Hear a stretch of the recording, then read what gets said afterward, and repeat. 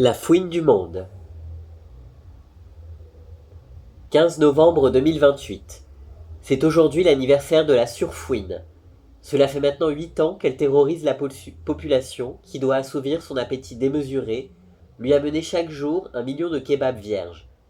Toute la production s'est réorganisée pour assurer un flot continu de victuailles, sans quoi la fouine devenue gigantesque, pesant plusieurs tonnes et dépassant les immeubles alentours, entre dans une colère noire, pour reprendre ses propres mots, et dévore les malheureux se trouvant sur son passage. La salade, les tomates et les oignons sont devenus des denrées rarissimes, se revendant à prix d'or sous le manteau, réservées à une élite. Et ne parlons pas de la viande, sortie depuis longtemps du régime alimentaire du commun des mortels.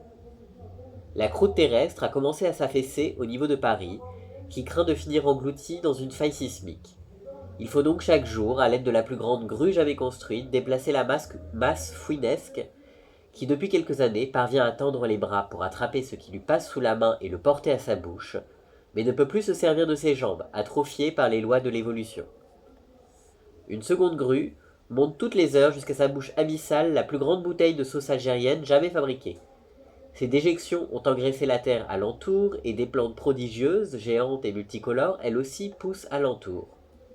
Des espèces animales que l'on pensait disparues, ou presque, ont refait surface.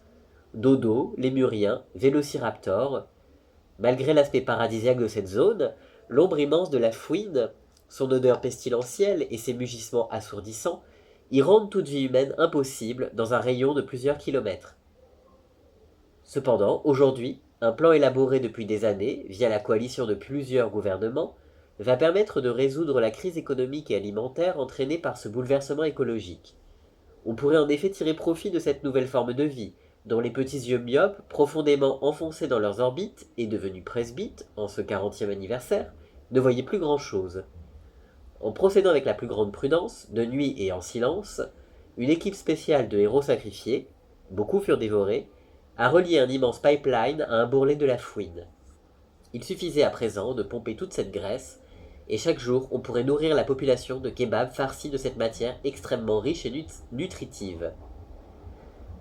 L'extrait de fouine suscite aussitôt un engouement sans précédent, la population devenant rapidement addicte à cette viande, elle qui ne mangeait plus que des racines depuis 8 longues années et qui était devenue complètement rachitique.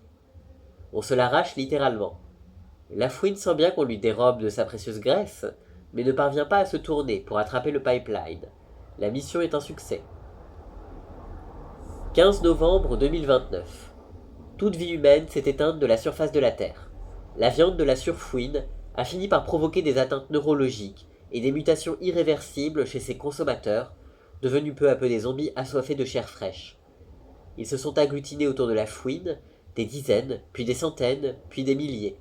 Ils l'ont dévorée entièrement, n'en laissant que des ossements colossaux. Fin du monde.